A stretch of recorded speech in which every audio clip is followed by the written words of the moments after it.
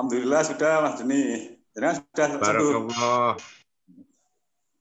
Kita mulai ya. Assalamualaikum warahmatullahi wabarakatuh. Salam sejahtera, salam sehat bagi kita semua.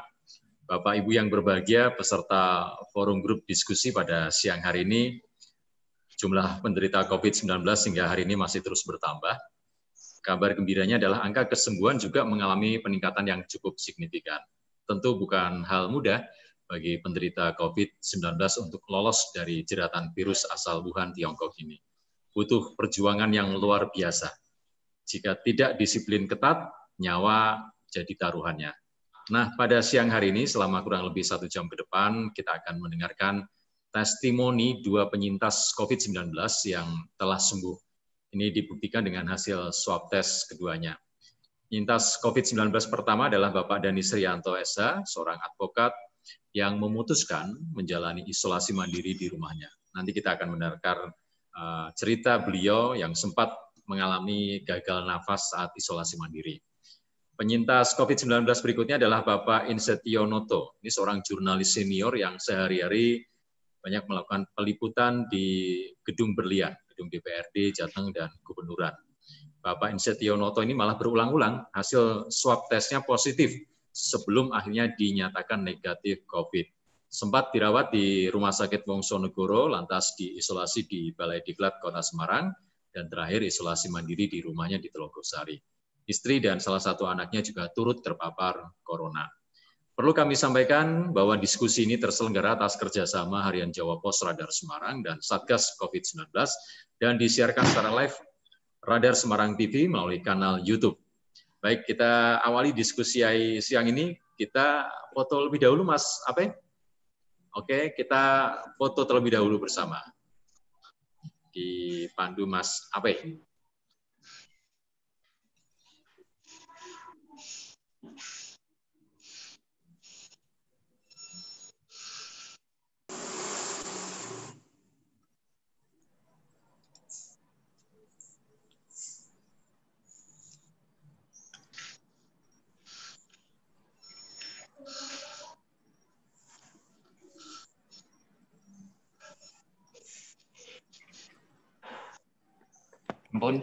Oke, langsung kita mulai diskusi. Siang ini saya sapa dulu narasumber yang pertama, Bapak Dhani Srianto. Assalamualaikum Pak Dhani. Waalaikumsalam. Selamat siang semuanya. Selamat siang. Selalu sehat. Alhamdulillah. Bagaimana kondisi hari ini Pak Dhani? Alhamdulillah sudah nafsu makan sudah bagus. Nah, yang penting ini nafsu makan ini ya. Recovery-nya ya sudah inilah. Sudah cukup ini. Oke. Aktivitas belum full 100% tapi ya Pak Dhani ya? Ya, untuk kerjaan masih belum handle. Jadi masih status di rumah. Oh, masih WFH. Sementara WFH dulu ya Pak Dhani ya. Pak Dhani, kalau saya dengar ini Anda terpapar COVID dari istri ini ya. Bisa diceritakan pada saat itu awalnya seperti apa Pak Dhani kondisinya? Jadi pada saat itu istri saya demam 2 hari ya. Kita kan, saya kira ketika istri demam ini, kan ada asisten rumah tangga kita yang kena flu. Saya kira dan kena flu sudah sembuh. Saya kira karena ketularan dari asisten rumah tangga sehingga kita tidak pernah menyadari kalau itu karena COVID. Jadi tanggal 29 saya itu merasakan demam. Jadi tanggal 29 demam, kemudian saya luar kota ke Bandung hari Seninnya, terus PP langsung balik Jogja sampai Rabu. Baru saya hari Rabu itu mendengar kalau istri saya hasil swab-nya itu negatif, positif. Itu positif kalau terkait dengan COVID. Nah, karena saya demam dari hari Minggu sampai dengan Rabu, maka saya pada waktu perjalanan dari Jogja ke Semarang, saya langsung konsultasi dokter. Jadi saya konsultasi dokter menyampaikan terkait bahwa posisi saya demam dan istri saya positif COVID. Kemudian saya menempatkan diri, sudah menyatakan diri walaupun belum swab, Saya menyatakan kalau saya dinyatakan positif aja. Tapi memang hasil swab saya yang tanggal 7 Desember itu memang saya positif. Gitu. Padahal saya sudah konsumsi. Lah saya ketika konsultasi dokter itu saya ngambil langkah kalau untuk isolasi mandiri. Jadi istri saya isolasi mandiri sehingga kita bersama-sama itu di rumah. Kemudian saya karena posisi positif kan kalau ke rumah sakit kan pasti akan dirawat di rumah sakit nih. Sehingga saya konsultasi dokternya saya minta resep sehingga saya ambil di rumah sakit Columbia. Pada waktu itu Dr. Roy. Tapi luar biasa, Dr. Roy itu perjuangannya luar biasa untuk memberikan mengguidance terkait dengan ketika kita isolasi mandiri. Kenapa Pak Dhani memutuskan untuk melakukan isolasi mandiri bersama istri, bukan di rumah sakit atau? Jadi saya pada waktu itu berpikiran terkait COVID ini kan imunitas. Imunitas itu kan tergantung dari cara kita memaintain diri kita sendiri. Terkait yang utama adalah psikologis. Sehingga saya berpikiran kalau saya pada waktu itu dirawat di rumah sakit, otomatis kan tidak ada keluarga yang jenguk. Kita sendirian di ruang di bangsal. Kemudian kalau saya sama istri saya bangsalnya berlainan begitu kan, pikiran kita jadi semakin tidak menentu. Sehingga itu pikiran saya bahwa kalau saya di rumah sakit, pikiran saya menjadi malah semakin banyak beban pikiran, tidak semakin itu akan berpengaruh terhadap imun saya. Pikiran saya sederhana pada waktu itu seperti itu. Sehingga saya lebih berpikir bahwa kalau isolasi mandiri, saya bisa bersama-sama sama istri, kemudian saya masih bisa beraktivitas, maksudnya lebih manusiawi lah ketika di rumah. Beban pikiran justru akan bikin tambah imun kita menjadi menurun. Ini yang akan jadi santapan pikiran kita seperti itu. Pak Dhani ya. Kabarnya Pak Dhani selama isolasi di rumah Anda pernah mengalami gagal nafas ya, bahkan sampai menghabiskan 20 botol oksigen. Bisa diceritakan kondisinya seperti apa saat itu mengalami masa-masa kritis di rumah? Jadi saya ini kan mengalami demam 10 hari. Saya baru dapat obat itu yang dari dokter itu, jadi penanganan serius itu ketika hari ke-5. Jadi ketika di hari ke-7 sampai ke-9 itu saya setiap malam itu nafasnya itu tersengal-sengal. Jadi pada waktu itu karena malam saja waktu itu ya, nafasnya 3 malam. 3 malam. Iya, 3 malam. Jadi nafasnya kayak mau putus-putus itu, dan ketika di oksigen itu di bawah 90.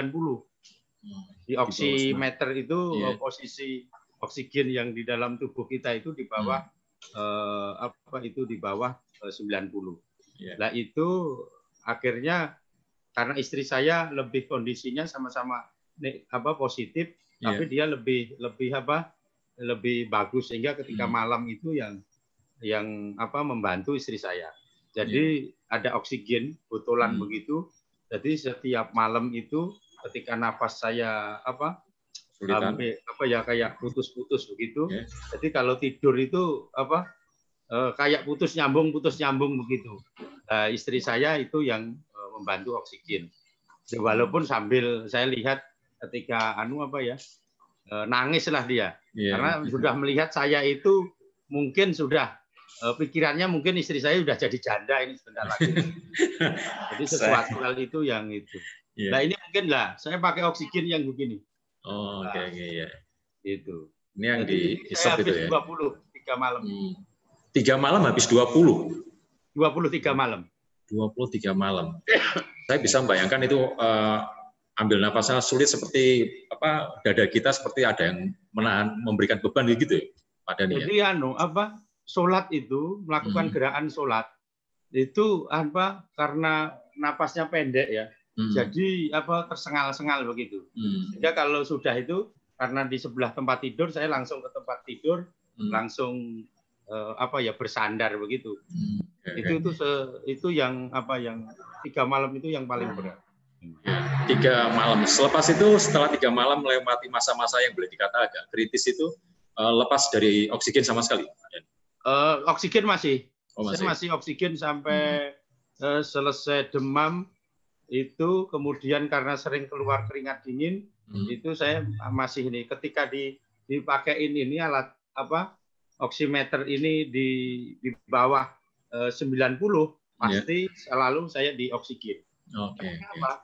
Jadi ketika saya itu mengalami demam, itu sempat keseimbangan itu kayak oksigen di itu kurang. Jadi keseimbangan itu kalau jalan gitu kayak melayang. Semboyangan. Ke kamar mandi gitu kayak semboyang. Nah, kalau ke kamar mandi pintunya ditutup, di ruangan begitu kayak orang mau kelelep gitu loh.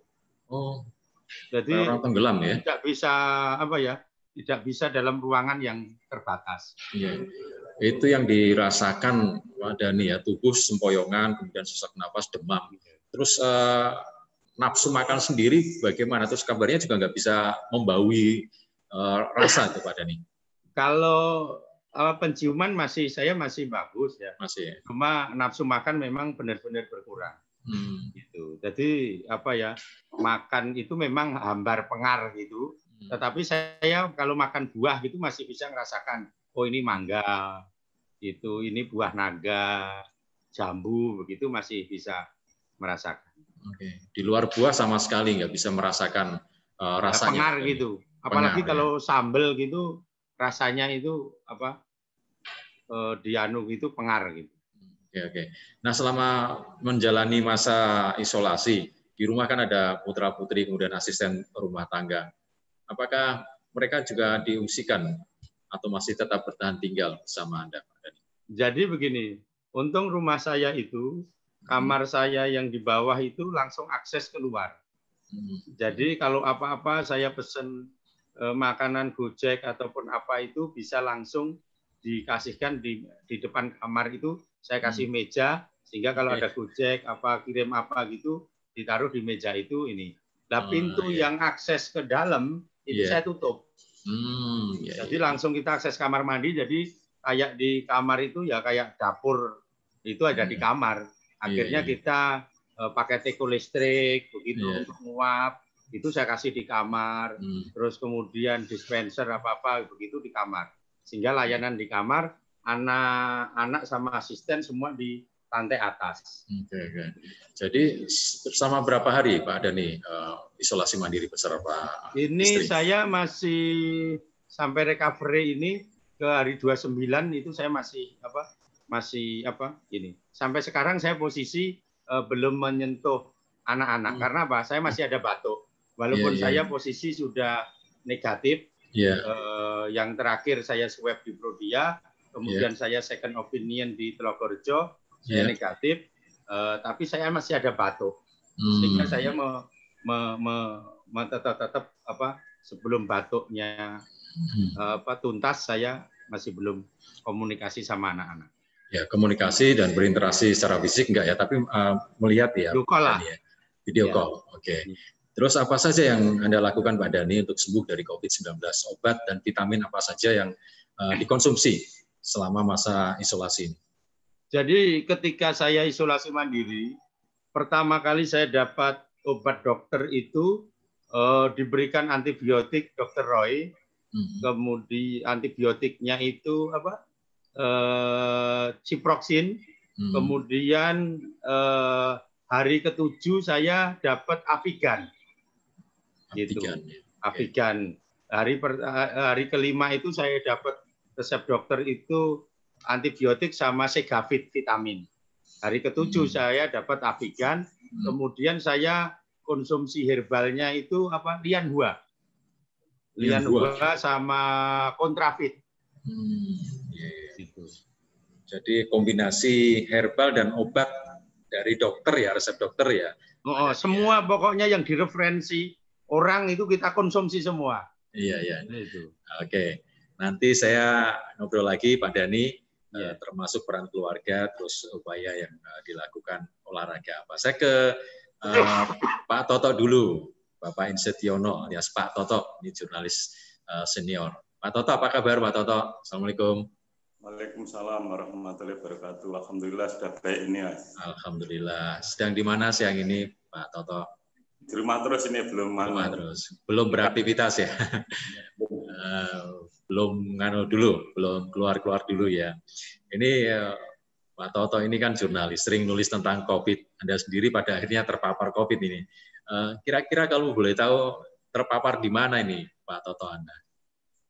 Nah, ini juga saya juga kurang tahu ini. Padahal saya menerapkan protokol kesehatan, sudah pakai masker, sudah menjaga jarak kalau liputan, juga di rumah sudah depan pintu selesaikan sabun cair untuk cuci tangan, belum masuk saya sudah cuci tangan juga kok masih kena. Emang ini kan memang misteri juga antara ada dan tiada, dan tempatnya di mana kita nggak tahu juga.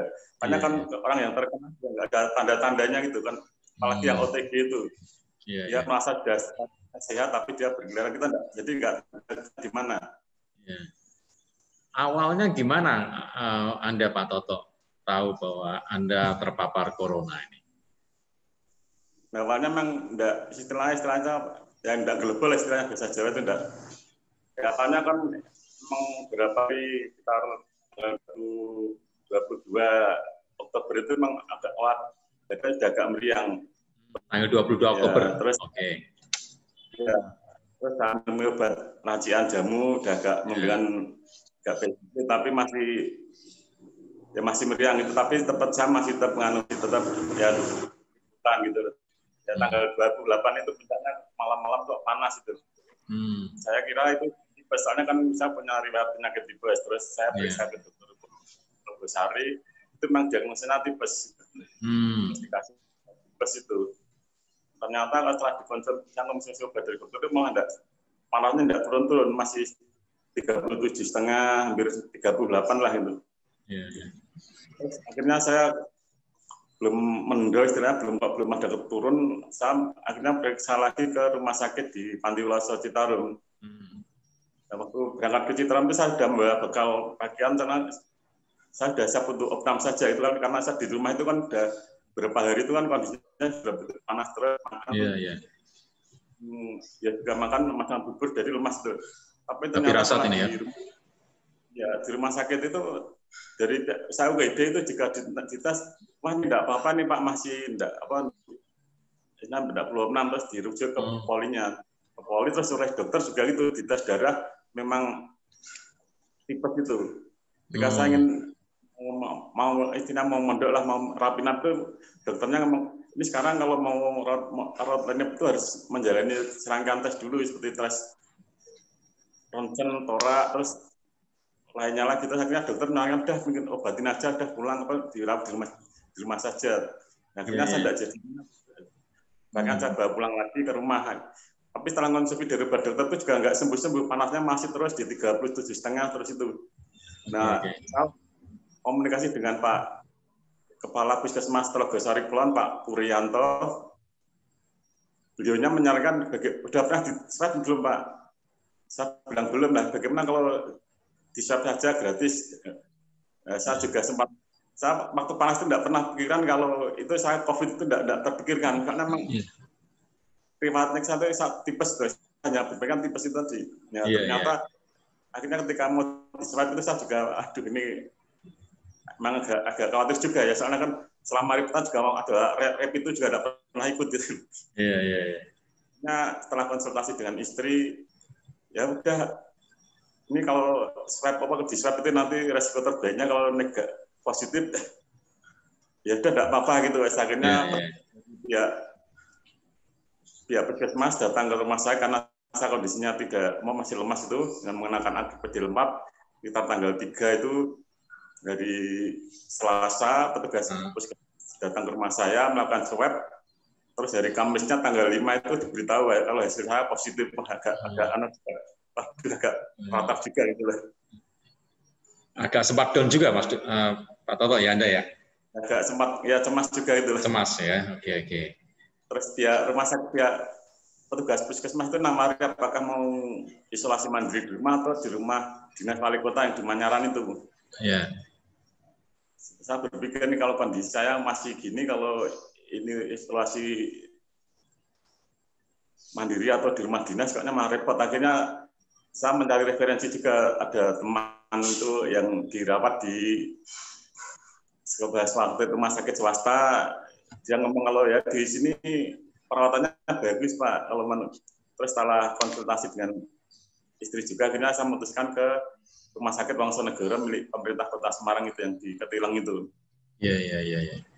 Saya berangkat langsung sambat sekali dengan tugas pertama, padahal sudah dijanjikan Pak, ini di rumah dinas sudah jadi Pak. Nah, akhirnya saya batal, saya tidak jadi Pak, Mbak. Jadi ke rumah dinas, saya mau ke rumah sakit saja. Ya. Terus dari pihak puskesmas ngasih surat rujukan itu yang hasilnya positif, terus saya bawa ke Rumah Sakit Wongsonegoro. Nah, taksi online itu, jadi tidak diantar dari pihak apa itu dari ambulans dari puskesmas. Tidak, saya langsung jalan sendiri. Itu tadi pertama saya pastinya dia tidak menghiburkan warga di RT 7 RW 9 Paranggalang ini. Pertama kali gitu loh. Saya khawatirnya sampai nganu mah geger itu loh. Makanya jadi ada berangkatnya dari puskesmas ya, Pak Toto ya? Dari rumah. Dari rumah. Ada diambil anak saya langsung menuju. Nah itu pihak puskesmas juga menganu karena meminta agar warga yang tinggal di rumah itu disiap juga gitu loh. Jadi tanggal 5 itu istri dan 2 anak saya yang berada di rumah dengan saya harus diswab. Tapi saya belum tahu hasilnya. Saya langsung berangkat ke Rumah Sakit Wongsonegoro itu. Oke. Waktu itu suhu badan yang tinggi itu perkiraan semula tipes sampai berapa hari suhu badan tinggi itu? Atau ini ada pertanyaan dari Pak Haris Haryono dari SMA Negeri 1 Jepang. Mulai 28 sampai tanggal 2 itu berarti selama hampir sempekan itu panas terus itu.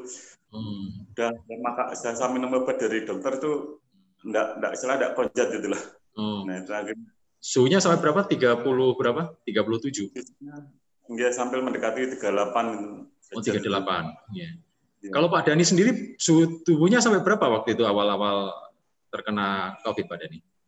Jadi saya suhu badan waktu demam itu di 38, 38,4. 38. Jadi kalau pakai alat itu selalu merah. Oh, iya. Itu awalnya tingginya 38,4 itu ya, selama berapa hari itu Pak Dani? Iya. Selama menjalani masa isolasi? Masa isolasi dari saya tanggal berapa ya, 5 Desember. Itu yang paling parahnya itu 5 Desember sampai tanggal 9. Sekarang suhunya sampai sudah turun berapa derajat Pak Dani? Suhu sekarang sudah normal. Oke. Ya. Kalau Pak Toto suhunya sekarang berapa Pak Toto? Ya sekarang udah 36 ya, 36. Oh, 36 ya. Normal gitu. Oke. Bisa diceritakan awal Anda Pak Toto menjalani perawatan di Rumah Sakit Wongsonegoro. Seperti apa perawatan di sana, perawatnya, dokternya, terus kondisi ruangannya, katanya kan diisolasi sendirian di dalam ruangan. Ya. Saya kan langsung masuk waktu datang sana kan langsung masuk di UGD itu. Iya. Langsung dipasangin, dites segalanya, langsung dites darah, dites, terus dipasangi infus, langsung dikasih selang oksigen. Iya. Di torak itu untuk di rongsen. Terus itu saya masuk ke ruang isolasi. Ini saya juga sempat telepon itu direkturnya Pak Bu Susi itu pasangan. Bu Susi ini saya yang biasanya memberitakan COVID, ini sekarang saya kena COVID sendiri. Ya, yang Pak ya, yang tetap semangat gitu ya. Akhirnya saya waktu masuk itu ditempatkan di ruang Arjuna. Alhamdulillah bisa ditempatkan di ruang sendiri itu, isolasi tapi sendiri. Ya. Terus di sana 2 hari terus dipindahkan ke ruang Hanowati. Ya, makanya lebih representatif lagi. Memang perawatannya di sana bagus untuk perawatnya. Tidak tahu mungkin ya memang perawatannya bagus ya, itu tapi memang di sana kan hanya kasih obat, itu obat-obatnya saya telah baca itu hanya mencegah atau itu mencegah virusnya tidak berkembang. Jadi setiap hari mengonsumsi itu ada berapa, itu ada 8 jenis obat itu setiap hari harus saya konsumsi, belum lagi ditambah yang diinfus, dimasukkan selang itu sehari juga ada ada 4 kali suntikan itu. Saya juga sempat disuntik jantung sekalian. Jadi ditangani secara menyeluruh itu. Akhirnya saya di ruang isolasi di Wonosobo selama 11 hari. 11 hari? Ya, 11 hari itu di swab 2 kali itu hasilnya masih positif. Padahal saya sudah mengkonsumsi itu saya dapat info dari anggota dewan yang terkena COVID itu kan makan bawang merah sama digosoki minyak kayu putih, badannya itu cepat. Dia hanya 14 hari keluar. Saya sudah mencoba itu, tetap makan, saya 2 siung bawang merah saya konsumsi. Penting ternyata untuk saya tidak ngejat, masih belum juga turun gitu loh. Perawatan memang tidak turun, ya dampaknya kalau yang karena kebanyakan obat atau apa itu mah tidak bisa tidur itu loh. Selama saya dirawat di 11 hari di rumah sakit itu sekali bisa tidur, waktu datang itu juga malam sekali jam 11 baru bisa tidur, setelah itu tidak bisa tidur. Akhirnya saya minta obat tidur dengan pihak perawat.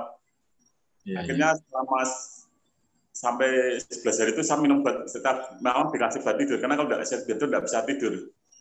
Itu kepalanya itu memang pusing terus itu, dan pikiran melayang. Padahal sudah saya gunakan untuk mengisi waktu itu dengan itu menyetel murota, mendengarkan sholawat, juga saya ada sholat, mengaji baca Al-Quran. Itu ternyata belum bisa menenangkan diri, dan itu pusing itu ternyata tidak bisa hilang dan tidak bisa tidur. Dan ternyata gejala tidak bisa tidur itu dalamnya hampir semua pasien COVID yang dirawat di Wonosobo ketika saya dipindah di Diklat itu ketemu banyak orang-orang yang juga terkena COVID itu mengatakan bahwa memang tidak bisa tidur, itu rata-rata semacam itu. Bahkan ada tidak bisa tidur selama 7 hari itu tidak bisa tidur. Jadi Anda sempat berkomunikasi juga dengan pasien COVID lainnya selama masa perawatan di Rumah Sakit Wonosobo, Pak Toto ya? Yang waktu di rumah sakit tidak bisa keluar, saya di kamar sendiri. Oh, di kamar sendiri? Di Wonosobo kan sendirian, terus setelah kondisi saya sudah mungkin sudah agak baik, itu kan saya kan minta ke direkturnya apakah saya bisa keluar sebentar, atau kalau pagi bisa keluar ruangan untuk didik, atau itu. Ternyata kalau dirawat di rumah sakit itu tidak bisa gitu loh. Nah, padahal di kamar dengan sendirian itu kan akhirnya stres, tidak ada kegiatan apa-apa itu. Setelah setelah medis pengobatan dianggap sudah selesai, itu akhirnya saya ditawari bagaimana kalau pindah di isolasi aja di bagian Diklat gitu, yang bapaknya dari Ketilang. Udah akhirnya saya menyepakati itu, akhirnya pada tanggal 16 pada malam hari saya dipindah ke sana itu di Diklat. Balai Diklat. Itu Anda dipindah ke Balai Diklat itu setelah kondisinya sudah mulai dirasa membaik oleh tim medis ya, Pak Toto ya? Ya, saya oleh pihak perawat karena Pak ini pengobatan secara medis sudah selesai gitu loh. Saya memang selama di keluarnya memang saya sempat mual, sempat muntah-muntah, tapi sekali setelah itu ya itu hanya kendalanya hanya kalau untuk suhu tubuh sudah normal, itu sudah tubuh antara 36, itu yang oksigen itu di atas 90. Jadi secara medis fisik sudah siap itu loh. Iya. Tapi untuk hasil tes belum diketahui ya, apakah sudah positif, sudah negatif atau masih positif belum ya waktu dipindah ke Balai Diklat ya? Belum, waktu itu sudah swab yang kedua belum dikasih tahu saya, yang swab pertama sudah masih positif, terus swab kedua belum dikasih tahu, malam sudah dipindah. Tapi ketika datang di Diklat itu dikasih tahu masih positif Pak. Waktu terus, dipindah ke Balai Diklat itu? Ya, dikasih tahu matanya masuk, terus waktu di sana 2 hari di swab lagi. Hasilnya masih positif lagi, sampai 3 kali swab di Diklat itu masih positif terus. Ini juga sempat ya itu tadi malah di waktu di Diklat itu saya itu malah mengalami itu gangguan pernapasan baru muncul waktu di Diklat itu. Padahal waktu di rumah sakit itu tidak muncul. Berarti ketika di Diklat malah muncul. Terkadang sembuh, terkadang tidak. Naik kadang waktu pagi kambuh, nanti siang hilang, kambuh lagi gitu. Wah, karena sudah jadi obat itu loh, sudah tidak dikasih obat oleh dokter, hanya dikasih sisa obat yang waktu dirawat selama 3 hari, setelah itu tidak ada obat lagi di diklat itu. Jadi hanya lebih pemulihan mental itu loh. Iya. Ini ada pertanyaan dari Pak Sasongko ini untuk Pak Dhani dan juga Pak Toto ini. Gejala apa selain gejala flu yang dirasakan? Tadi sudah disampaikan ya, gejala-gejala yang dirasakan. Nyeri tulang, anosmia atau apa? Mungkin Pak Dhani, tadi Pak Dhani juga sempat bercerita awal-awal yang dirasakan. Gejala lain selain flu dan juga kepala tadi sempat geliang-geliang Pak, dan juga sesak nafas. Gejala lain apa ini Pak Dhani? Jadi yang pasti itu demam. Jadi demam, ya napasnya itu apa? Napasnya pendek-pendek begitu. Napasnya pendek-pendek. Terus ketika masa demam itu nafsu makannya berkurang. Jadi hampir tidak ada nafsu makan. Itu. Terus saya batuk. Jadi sejak proses demam itu, dari demam pertama itu memang disertai dengan adanya batuk-batuk. Batuk itu frekuensinya tinggi Pak Dhani ya?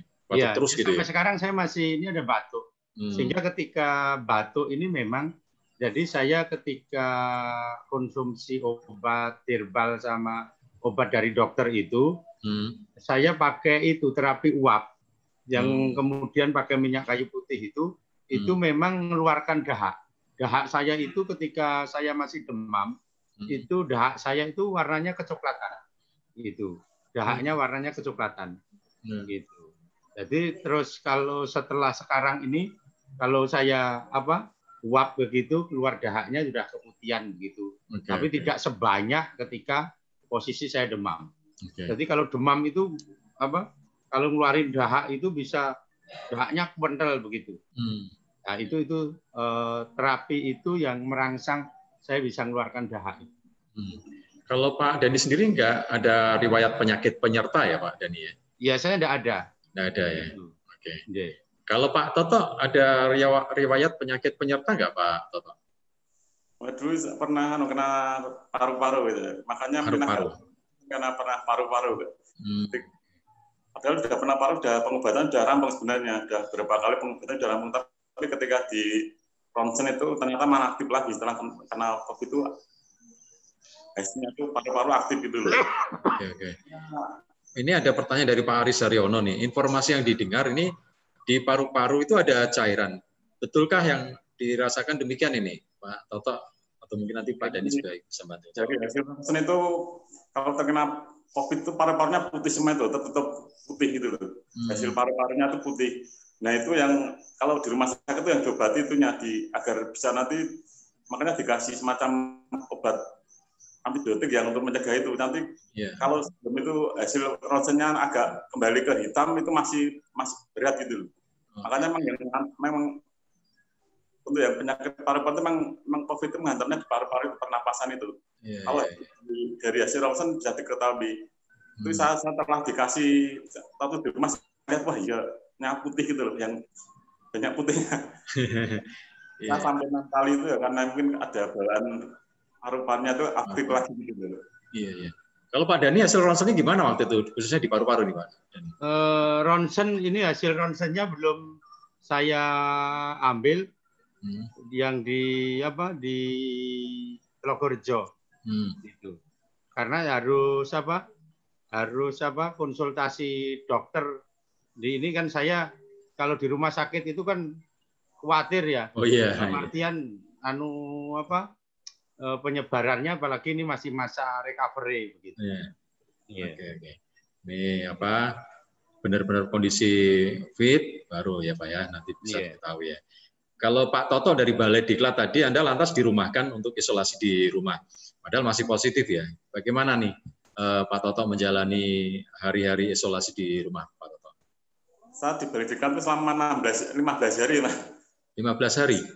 Iya, jadi dari itu kan makanya sampai di swab 3 kali itu masih positif. Terus itu kan padahal kan jangka waktu swabnya antara 5 hari, jadi ketika kita masuk positif nunggu lagi 5 hari lagi di swab lagi gitu loh.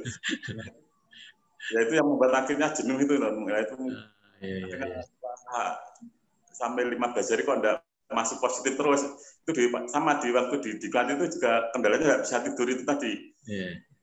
Karena akhirnya akan dan di rumah sakit tidak dikasih obat tidur lagi, saya akhirnya memberi obat sendiri itu obat tidur yang dipasang tuh. Nah itu saya kira itu mungkin ada pemerintah ada itu yang mungkin dari yang ketika di isolasi mandiri itu perlu ada tenaga pendamping psikolog gitu loh.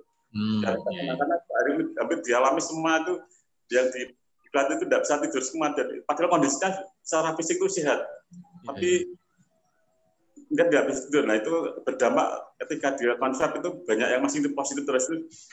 Ada kemarin kalau diadakan swab di diklat itu yang mungkin penghuninya 30 itu yang paling yang bisa lolos negatif itu hanya 2, nanti swab lagi yang lolos hanya 5, jadi banyak yang nunggu untuk positifnya negatif itu hasilnya lama sekali. Nah itu kan membuat itu akhirnya mungkin akhirnya agak stres juga, akhirnya saya juga stres juga, akhirnya ketika sudah 15 hari kok tidak masih terus saya sudah akhirnya tanya lagi kepada guru direkturnya, Bu ini saya sudah 14 hari di apakah saya boleh isolasi mandiri di rumah lewat WA tadi, ya tidak apa-apa Pak, boleh.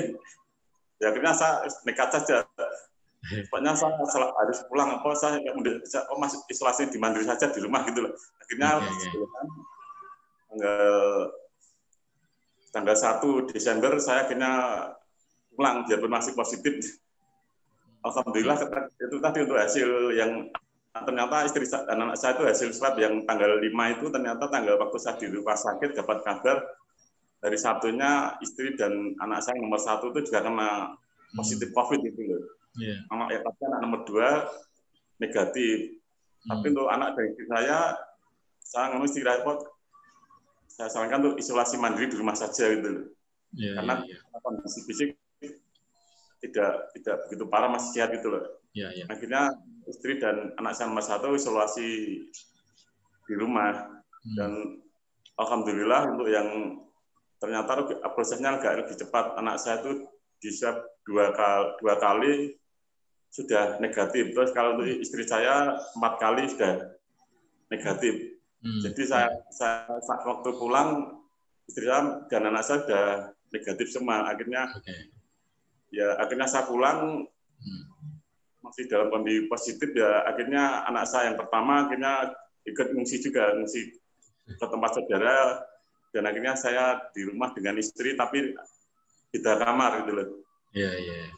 Nah, selama di rumah karena sudah tidak ada obat lagi, saya mengisi jamu. Kebetulan adik saya yang di Tangerang itu konsultasi dengan seorang sinse dan dia bisa mengobati COVID itu. Akhirnya saya berobat jarak jauh, hanya cukup di lewat lidah itu kan. Jadi pengobatan lidah. Akhirnya lewat jamu itu ternyata isolasi di rumah membuat dampak positif. Saya begitu datang di rumah itu langsung malam bisa tidur pulas gitu. Menggunakan obat tidur lagi. Ya, itu akhirnya kondisi fisik yang bisa istirahat dengan tenang itu akhirnya membawa dampak juga. Akhirnya tanggal 4 saya tanya puskesmas lagi, ini mau swabnya kapan jadwalnya Mbak ya? Akhirnya tanggal 4 di swab, nah itu nunggunya lama sekali. Sampai tanggal 15 baru dapat kabar kalau alhamdulillah hasilnya saya negatif. Alhamdulillah lega sekali, langsung plong gitu rasanya. Plong ya, rasanya plong ya. Ini sudah auranya juga sudah mulai segar ini Pak Toto ya. Saya ke Pak Dhani nih Pak. Pak Dhani sama istri menjalani isolasi mandiri.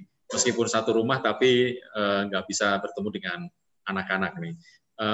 Bagaimana peran keluarga Pak Dhani dalam kesembuhan Anda ini Pak Dhani?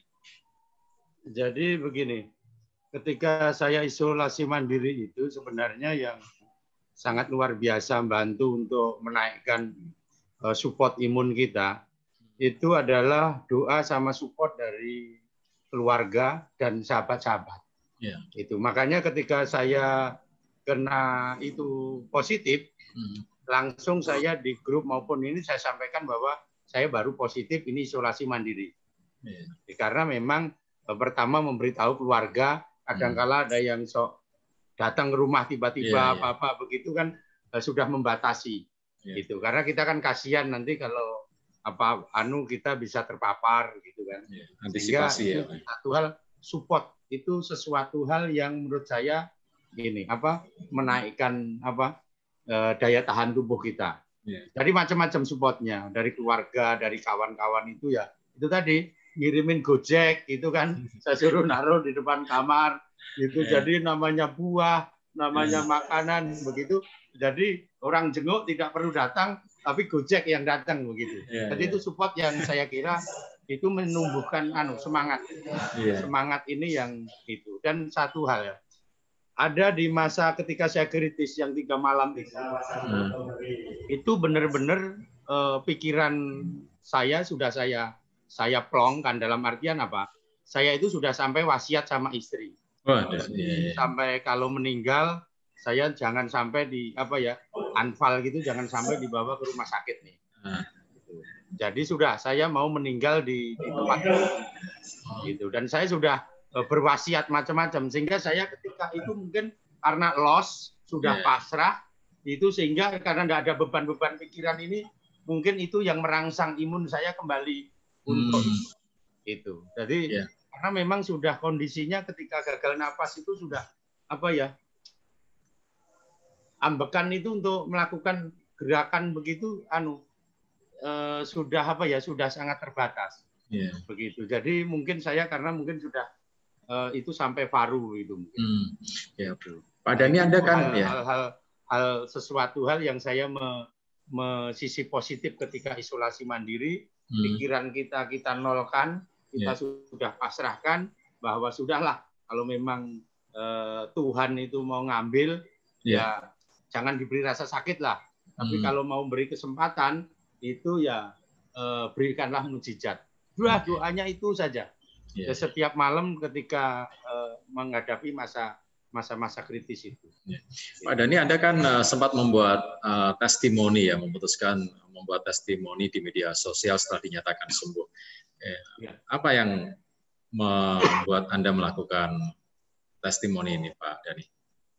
Jadi begini, saya melihat COVID ini sangat luar biasa. Dalam artian apa? Ketika dia posisi kita terpapar, yang mungkin posisinya kita anggap sedang-sedang aja, kita masih seperti biasa, begitu.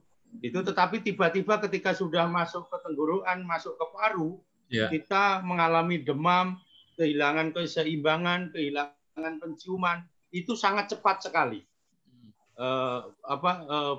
Virus itu menggerogoti kita sangat cepat sekali. Sehingga kalau itu tidak dilakukan langkah-langkah antisipasi, kita melakukan langkah-langkah yang sebenarnya ketika kita lakukan itu sangat sederhana sekali. Saya sangat merasa itu yang bermanfaat, yaitu ketika uap pakai teko listrik itu saya pakaiin minyak kayu putih, itu sangat-sangat ini. Karena apa? Saya ketika sudah dahaknya itu keluar, itu merasa ringan. Dalam artian nafasnya itu merasa ringan, walaupun masih sangat terbatas. Nah itu sesuatu hal yang saya melihat bahwa itu sesuatu hal yang sederhana. Bagi saya itu sesuatu hal yang sederhana, mudah dilakukan gitu. Nah itu sampai sekarang saya masih terapi itu. Makanya setiap hari itu mungkin karena ini sekarang dada saya itu sakit yang sebelah kiri karena memaksa, karena diuap itu kan mengeluarkan dahak itu. Nah, itu dahak saya sekarang tinggal yang warnanya putih-putih, tidak kental, itu sudah cair begitu, sehingga saya anggap ini dahak-dahak normal lah. Nah, itu sesuatu hal yang menurut saya, makanya pun saya bagikan kepada sahabat-sahabat semuanya, pengalaman ini jangan sampai kawan-kawan itu merasa ini tapi sebenarnya dia terpapar gitu. Karena apa? Kalau sudah demam kemudian sudah kita gagal napas, itu sangat cepat sekali virus itu untuk ini. Karena apa? Di paru itu kalau sudah menutup itu ngambil oksigen kita semua. Nah, itu sesuatu hal yang harus diantisipasi. Ini ada pertanyaan melalui chat ini ya, dari Pak Sasongko. Andai persyaratan memenuhi, apakah Pak Dhani dan Mas Toto mau menyumbangkan plasma darah? Monggo Pak Dhani dulu. Jadi saya itu sebenarnya kan paling takut untuk jarum ya. Ya, jadi disuntik. Itu memang sangat hampir dipastikan tidak pernah donor. Jadi kalau di rumah sakit itu saya kalau tidak terpaksa, mungkin salah satu isolasi mandiri itu saya secara psikologis takut jarum. Jadi diinfus ini dan sebagainya saya paling ini. Tetapi kalau demi kemanusiaan, mungkin ya akan saya paksakan bahwa kalau itu bisa membantu, saya akan bantu. Karena memang ketika itu sudah posisi sampai gagal nafas itu sudah sangat luar biasa. Mungkin seperti Mas Toto bagaimana merasakan itu psikologis itu sudah pikirannya macam-macam lah. Gitu. Jadi itu demi kemanusiaan itu insya Allah saya lakukan. Kalau itu ada yang perlu, ada yang penting bahwa donor plasma insya Allah kalau itu bermanfaat akan kita lakukan. Kalau Pak Toto gimana Pak Toto? Bersediakah Pak Toto? Insya Allah kalau memang memenuhi syarat saya bersedia untuk menerima darah. Memang ketika saya mau sembuh itu saya juga akan ya udah niat gitu loh. Saya akan kalau ada memang yang butuh untuk plasma, saya siap untuk memberikan bantuan untuk mendonorkan darah saya gitu. Memang niat saya juga bisa membantu orang lain gitu, karena memang penyakit COVID itu kalau sudah terkena memang tersiksa sekali gitu. Itu cerita dari teman yang waktu di Diklat itu, dia menyaksikan sendiri orangnya gagah besar sekali. Dia langsung meninggal dunia itu. Dia sampai stres. Nah itu memang kunci dari COVID ini memang kita tidak, saya sendiri awalnya juga sempat tanda tanya antara ada dan tidak gitu loh. Karena kan juga banyak meraga juga, karena banyak yang kumpul-kumpul ternyata tidak apa-apa, tidak terkena, setelah yang aman-aman aja ya. Ya, dan memang kita tapi dengan saya sendiri mengalami sendiri, memang akhirnya memang COVID itu ada gitu loh. Oke.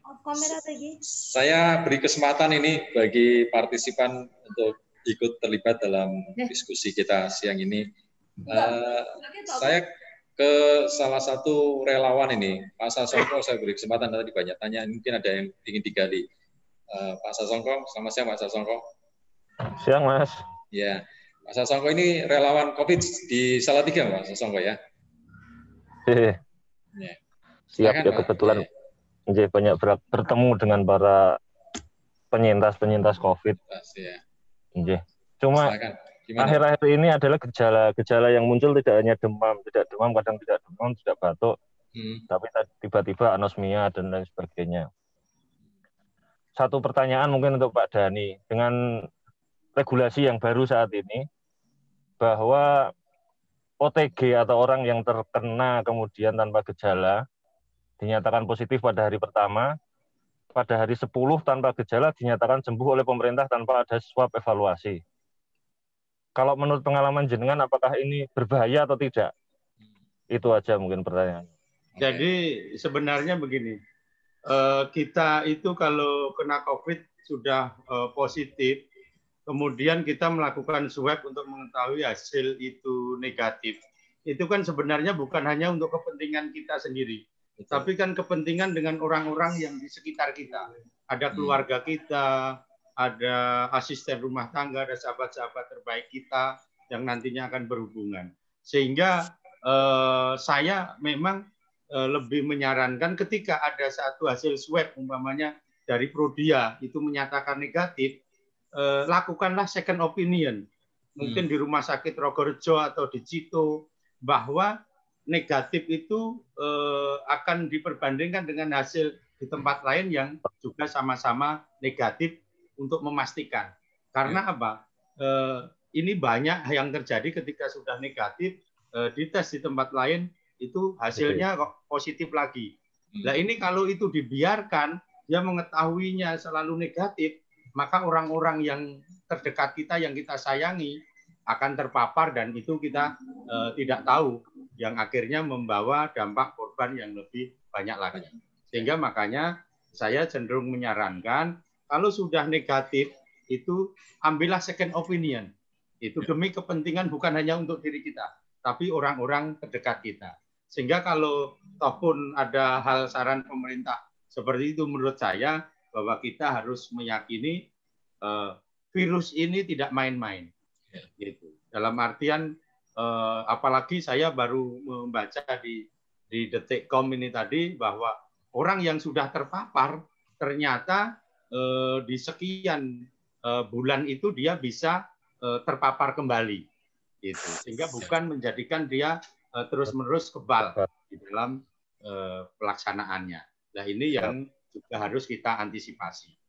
Apalagi sekarang kan ada penyebaran virus baru yang di Jogja, yang sekarang katanya merambah Jawa Tengah ini, itu yang virusnya itu lebih cerdas.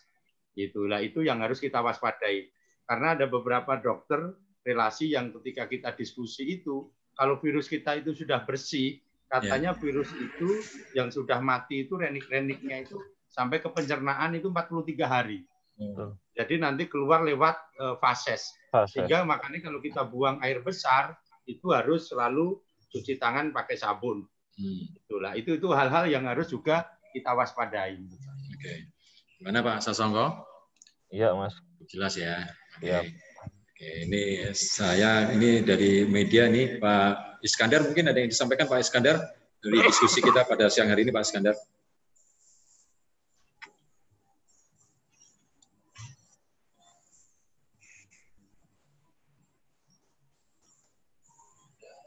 Oh oke.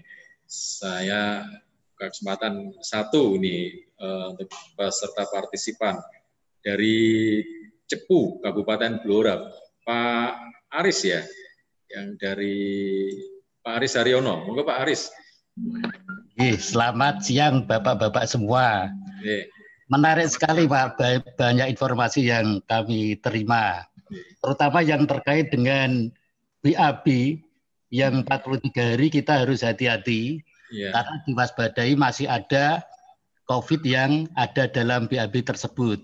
Ini memang baru saya ketahui hari ini Pak, terus terang. Kemudian pertanyaan ini Pak, apakah seseorang yang mengidap penyakit diabetes mellitus itu mudah terjangkit COVID-19 ini Pak? Terima kasih. Oke Pak Aris. Pak Aris ini pengajar ya Pak Aris ya? Ya, saya guru di SMA 1 Cepu, Pak. SMA 1 Cepu. Masih ini ya, Pak ya, belum belajar tatap muka ya di sana ya? Belum. Belum ya. Oke, baik. Pak Aris, monggo Pak Dani mungkin ada penjelasan dari hasil diskusi dengan teman-teman dokter Pak Dani dari pertanyaan yang disampaikan. Kalau yang 43 hari ini hasil saya diberitahu oleh saudara yang dokter di Ungaran itu kebetulan beliau konsen di merawat pasien-pasien COVID. Gitu. Sehingga ketika proses itu, kalau kita sudah bersih, itu dalam fase 4 jasad reniknya itu bisa sampai di pencernaan. Nah, proses itu yang harus diwaspadai. Makanya kalau keluar buang air besar itu karena lewat fases itu, sehingga harus sering cuci tangan. Tapi kalau untuk yang penyakit-penyakit penyerta ini yang saya belum memiliki pengetahuan terkait hal itu. Ya. Oke, nanti kita juga ada diskusi dengan Dokter Pak Aris, nanti bisa bergabung juga nanti selepas ini ya, nanti kita juga akan dengan Dr. Andi Sugiarto. Oke, Pak Dani, terakhir ini setelah sembuh apa yang akan Anda lakukan dan pesan dan harapan pada masyarakat agar tidak terpapar COVID?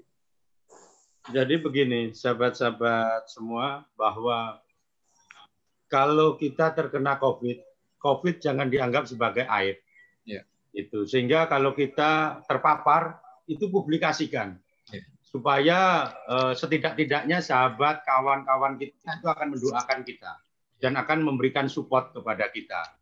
Itu yang kedua, bahwa ini bentuk kita menjaga. Menjaga dalam artian menyelamatkan, jangan sampai sahabat-sahabat kita terpapar dari kita. Itu satu hal yang sangat penting. Kemudian yang kedua hal, bahwa menghadapi COVID ini kuncinya adalah bagaimana kita memaintain pikiran kita, psikologis kita, supaya imun kita terjaga. saya yakin ketika seperti Mas Toto, itu masa-masa isolasi mandiri di Balai Diklat, kemudian pulang ke rumah, itu yang membangkitkan psikologisnya, yang mungkin itu akan menata imunnya. Karena kalau di rumah sakit, saya yakin bayangkan aja diisolasi, jauh dari keluarga, ya kan? Kita berhubungannya dengan alat-alat. Apalagi kalau gagal nafas, sudah dipakai alat. Kita pasti sudah susah lagi untuk melakukan bergerak ataupun apa. Tapi ketika kita isolasi mandiri, di saat mau anfal pun kita mungkin berserah diri sama Tuhan, kita masih bisa. Gitu. Bayangkan kalau kita pakai alat begitu. Itu padahal penolong kita kan cuma Tuhan. Saya merasakan sekali itu. Itu satu hal. Kemudian yang ketiga, ketika kita sudah negatif tes, itu seyogianya untuk dilakukan second opinion, bahwa benar-benar hasil itu sudah negatif. Karena kadangkala di tempat yang satu sama tempat yang lain, mungkin karena terjadi perbedaan, mungkin terjadi kurang secure-nya di dalam pelaksanaannya, yaitu untuk dilakukan second opinion untuk memastikan bahwa negatif benar-benar negatif. Karena banyak yang terjadi, orang yang negatif ternyata posisinya itu ketika di ini menjadi positif. Nah, kalau itu dibiarkan, otomatis kita sudah berhubungan dengan keluarga-keluarga kita terdekat, maka akan menyebarkan dari virus itu sendiri. Jadi mungkin itu saran masukan kita kepada sahabat-sahabat yang terpapar, dan untuk yang tidak terpapar itu kalau ada kawan-kawan kita yang terpapar, mungkin doa supportnya itu akan ini. Jangan sampai menambah ini. Kadangkala di grup WA itu yang sangat itu mengirim, ada di suatu daerah itu banyak yang mati, guru murid itu mati karena COVID begitu. Malah nambah kepikiran ya. Itu orang kena COVID itu sudah posisinya itu terancam dengan kematian. Nah, itu yang mempengaruhi psikologis yang sangat luar biasa. Jangan ditambahi beban lagi gitu ya dengan semacam. Jadi ketika saya sama istri kena pertama kali, yang saya pikirkan kan anak-anak saya masih kecil nih. Anak-anak saya sama siapa? Pikirannya seperti itu terus. Nah, itu yang suatu hal yang mungkin membuat semakin virus ini semakin kuat menyerang kita. Jadi Pak Toto, apa harapan Anda untuk masyarakat agar terhindar dari COVID ini, Pak Toto? Ya, ini untuk terhindar memang kuncinya tadi selain tetap menerapkan protokol kesehatan juga menjaga diri, terutama kondisi kesehatan tubuhnya. Karena memang ini pengalaman saya memang kalau ketika kondisi kita sedang tidak fit, karena kita sering keluar itu, saya berpendapat itu langsung bisa terkena COVID. Jadi kita sebenarnya sudah membawa bibit COVID ketika kita sering keluar itu tidak saya langsung kita sudah membawa bibit COVID itu.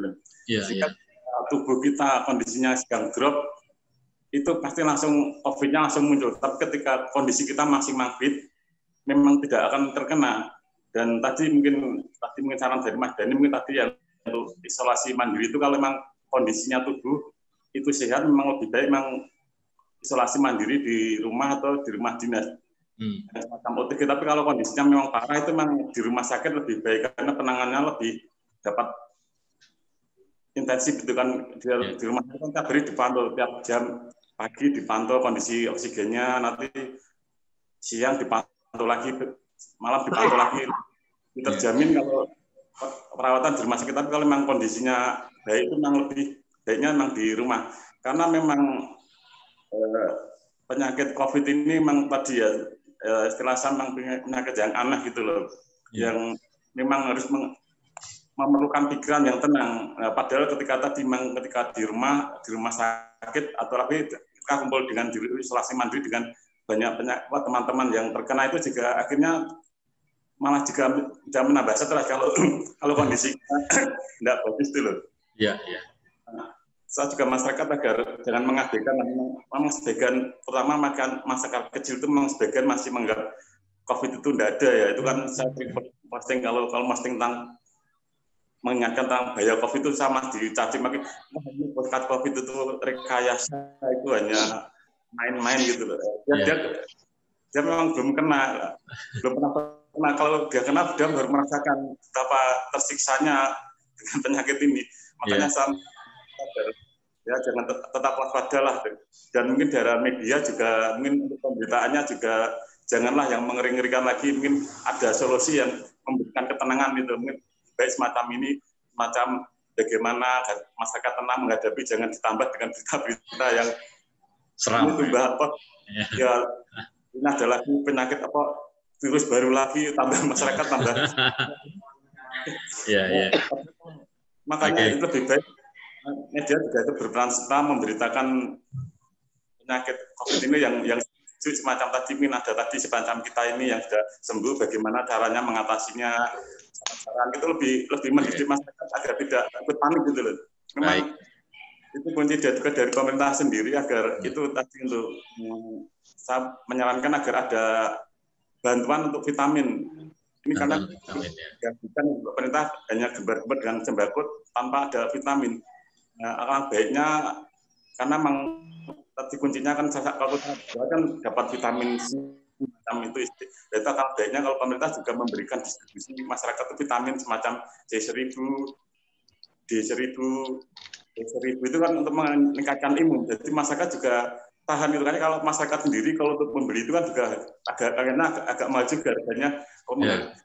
Nah itu alangkah baiknya kalau masyarakat pemerintah juga sudah berpikir ke sana itu. Jadi masyarakat imunnya juga dipelihara, jangan hanya itu tadi, jangan dihimbau. Kalau sudah dihimbau prokes, sudah menangkan prokes, karena kondisi tubuhnya ketika tidak dia imunnya turun, itu langsung pasti ngantem. Nah itu saya menghimbau masyarakat pemerintah agar ada program pemberian vitamin untuk membangkitkan itu tadi, memberikan daya imun pada masyarakat itu. Oke, baik. Pak Toto, terima kasih waktunya sudah berdiskusi pada siang hari ini. Pak Dhani juga terima kasih sudah menyampaikan testimoninya. Sebelum kita akhiri, kita foto bersama kembali, Mas Ape ya. Kita foto bersama dulu, nih. Oke, Mas Ape. Ya. Video dinyalakan, Gi.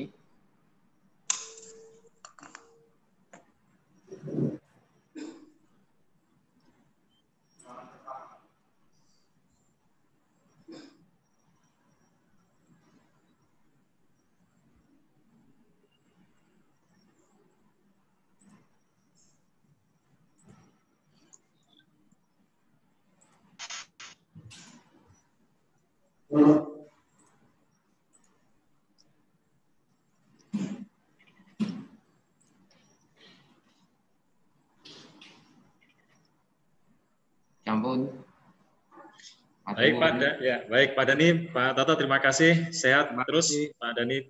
Demikian perbincangan kita, diskusi kita pada siang hari ini. Jangan lupa untuk selalu 3M, memakai masker, menjaga jarak, mencuci tangan dengan sabun yang harus kita lakukan. Juga 3M lainnya, yakni meningkatkan imun dengan berolahraga, berpikir positif, dan melakukan prokes secara ketat, serta rutin mengkonsumsi vitamin. Selain itu juga selalu berdoa, ya, ingat kepada Tuhan Yang Maha Esa agar terhindarkan dari COVID dan penyakit-penyakit lainnya. M yang ketiga adalah aman, melakukan aktivitas yang aman-aman saja, hindari kerumunan, tetap di rumah bersama keluarga, jaga kesehatan, dan tetap semangat tentunya. Corona harus kita lawan bersama. Saya Suli Sesa, terima kasih. Salam sehat. Wassalamualaikum warahmatullahi wabarakatuh.